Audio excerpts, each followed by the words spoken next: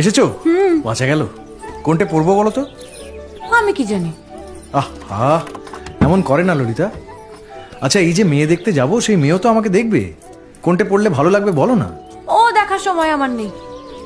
5 টাকা নিলাম, খরচ আছে। আমি কি শুধিয়েছি কত নিলে? বলে দিলাম, যদি হিসেব রাখো। টাকা তো দরকার হলেই নিয়ে যাই, শোধ হবে কি করে? শোধ তো হচ্ছে, বুঝলে না তো? বুঝবে, আর একটু বড় হও। এখন বলো কোনটা পড়বো। আমি বড় হয়ে গেছি। বড় যে হওনি তার প্রমাণ তো পাওয়াই গেল।